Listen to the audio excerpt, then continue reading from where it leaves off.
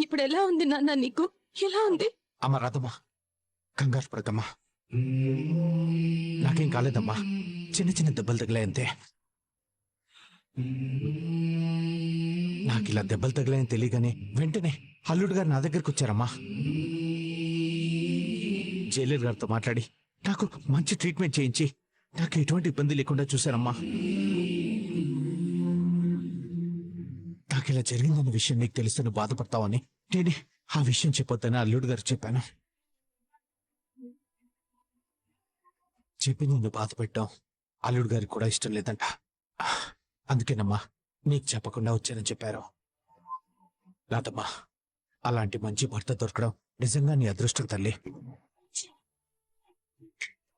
అమ్మా, డాక్టర్ ఇచ్చిన టాబ్లెట్స్ వేసుకుంటే ఆ చిన్న చిన్న దెబ్బలు కూడా తగ్గిపోయాయి. అల్లుడు గారు నా మీద అంత శ్రద్ధ చూపిస్తూ నాకు ట్రీట్మెంట్ చేయించడమే కాకుండా నన్ను చూడ్డం కోసం ఆయన జైలుకు వచ్చేసరికి అమ్మా నాకు కొడుకులు లేని లోటు మొత్తం తీరిపోయిందమ్మా, తీరిపోయింది.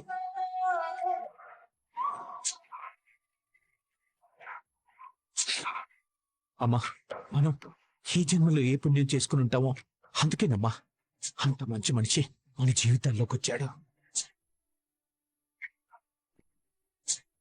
రాదమ్మా, అమ్మ రాదమ్మా, వినబడుతుందా? వినపడుతుంది నాన్న. రేపు నేను జైలుకి వచ్చి నిన్ను కలుస్తాను. రాదమ్మ ఇక్కడికి వచ్చి నా దెబ్బలు చూసిందంటే చాలా బాధపడుతుంది. అలా కాకుండా ఏదో ఒకటి చేయాలి. రాదమ్మా, రేపు నువ్వు రావద్దమ్మా. ఎందుకు నాన్న? అంటే అమ్మాది జైల్లో ఏవో ఇన్స్పెక్షన్స్ జరుగుతున్నాయంట. అవి పూర్తయ్యేంత వరకు ములాఖాట్లు ఉండవని చెప్పారు. అమ్మా, తర్వాత నిన్ను అల్లుడు గారు తీసుకొస్తారమ్మా. సరే నాన్న. రాదమ్మా, అనవసరంగా నా గురించి ఎక్కువగా ఆలోచిస్తూ బాధపడకుండా చక్కగా మీ అత్తగారి ఇంట్లో సంతోషంగా ఉండు తల్లి, సరేనా? అలాగే నాన్న. సరేనమ్మా, ఉంటా తల్లి. అలాగే నాన్న.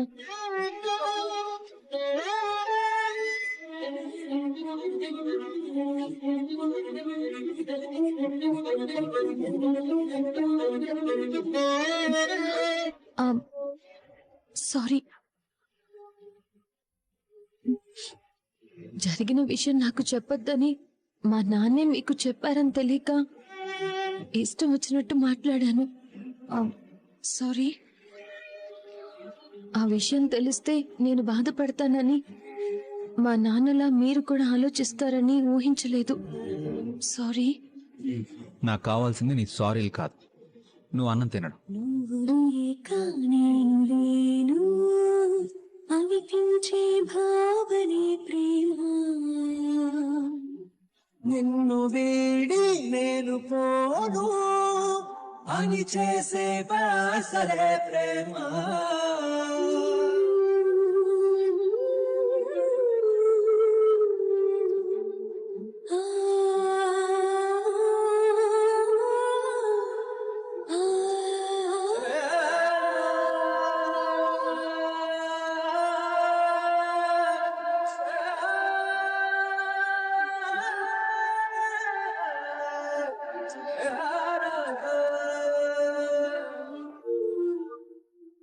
అమ్మయ్యా, ఇప్పుడు నాకు తృప్తిగా ఉందండి. జరిగిన గొడవ వల్ల రాధ తిండి తిప్పలు మానేసి ఎక్కడ బాధపడుతూ ఉండిపోతుందేమోనని భయపడ్డాను.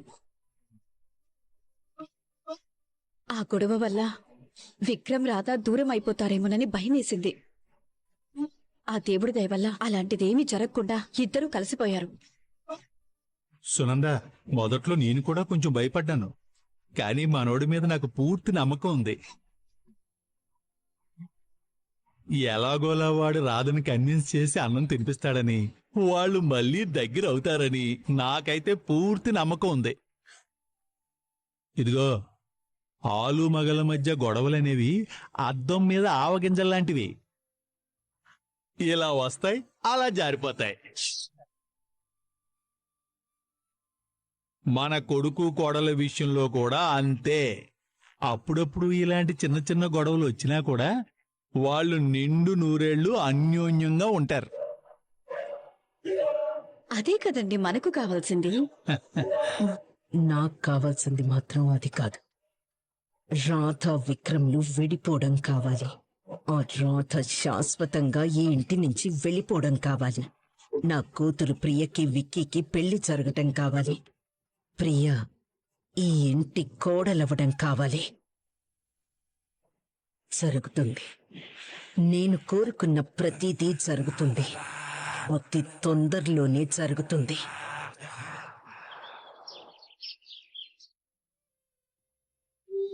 మా నాన్నని బయటికి తీసుకొస్తాను.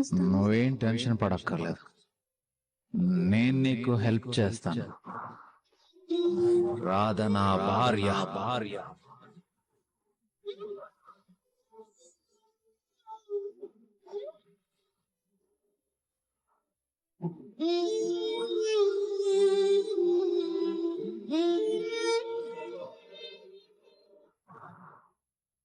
వారం రోజుల్లోగా ఆ దుర్గకి రాధకి మధ్య ఎలాంటి ప్రేమ వ్యవహారం లేదని నేను నిరూపిస్తాను. ఇంత దూరం ఎలా వచ్చావు? రాధ కోసం ఎంత దూరమైనా వస్తాను. మాది పెళ్ళని మీరు ఒప్పుకుంటారా? తనని ఇంటి కోడలిగా ఒప్పుకోము. అయితే తను కూడా పొర్రపాటున కూడా టీ షాప్ వెళ్ళడం మానుకో, ఆ కప్పులు కడగడం మానుకో. మంగళకరమైన ఆ నల్ల పూసలు మెడలో పడిన మరుక్షణమే ఆ మంగళ గౌరి ఆశీస్సులతో ఆ దంపతుల మధ్య వివాహ బంధం బలపడుతుంది.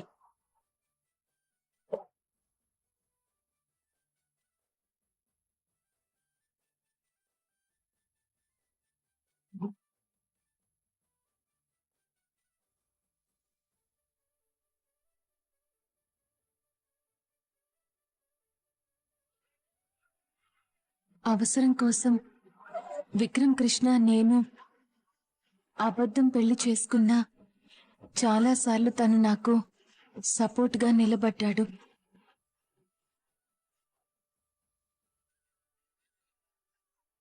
ఇంట్లో వాళ్ళ వల్ల నాకు ఎలాంటి బాధ కలగకుండా చూసుకున్నాడు.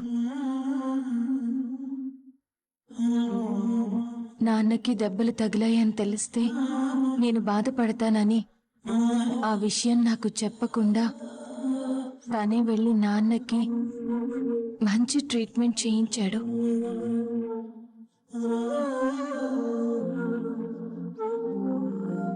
అంటే ఒక భర్త భార్య విషయంలో ఎలా ప్రవర్తిస్తాడో విక్రమ్ కృష్ణ నా విషయంలో అలా ప్రవర్తిస్తున్నాడనే కదా అర్థం. అంటే అంటే నల్లపూసలు నా మెళ్ళలో పడగానే నేను మాంగళ్య బంధానికి విలువిచ్చినట్టుగా తను కూడా ఆ బంధానికి విలువ ఇస్తున్నాడని కదా అర్థం.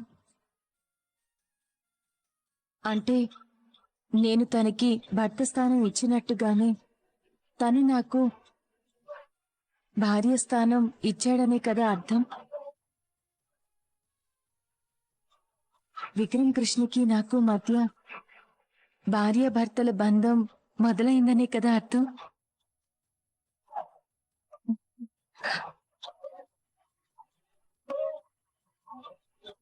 కాకపోతే తను తన మనసులోని ఫీలింగ్స్ ని బయటపడకుండా జాగ్రత్త పడుతున్నాడు. నువ్వెంత జాగ్రత్త పడ్డా నీ ఫీలింగ్స్ ని నీ మనసులోంచి బయటకొచ్చేలా నేను చేస్తాను. చూస్తూ ఉండు మై డియర్ హబ్బీ.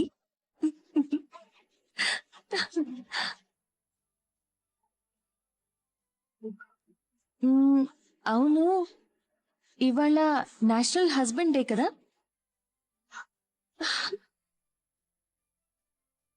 ఇవాళ ఈ విషయం ఆయనకి ఎలా చెప్పాలి, ఎలా విష్ చేయాలి?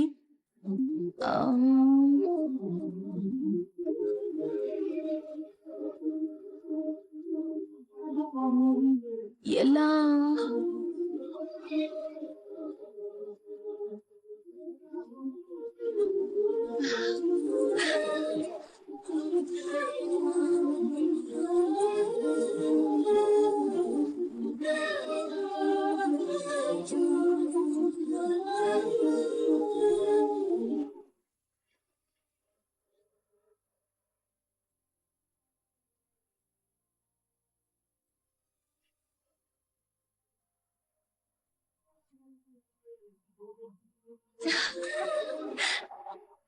Happy husband day my dear husband.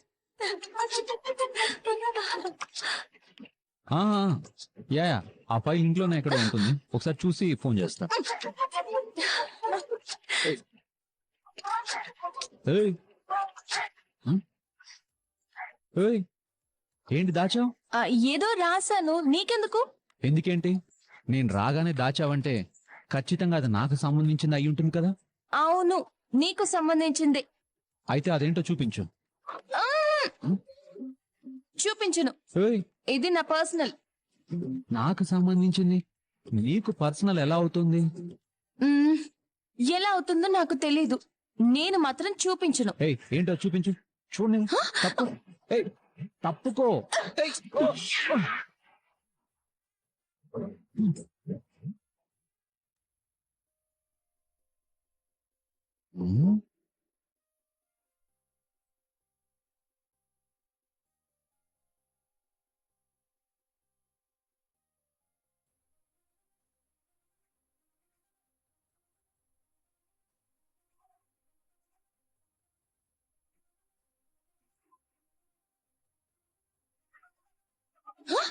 ఏయ్. ఇవ్వు. ఇవ్వను. వదులు. వదులు. ఇవ్వు. ఇవ్వు. ఇవ్వను. ఇవ్వు మన ఇవ్వను. ఇవ్వు. అరే ఇవ్వు. ఏయ్. ఓయ్. సూర్యుడు ఎరుగని కొత్త కాంతి ఇది, చంద్రుడు చూడని కొత్త వెన్నెలిది, భూమికి తెలియని మట్టి వాసనిది. ఏమిది ఏమిది కవులే రాయని కొత్త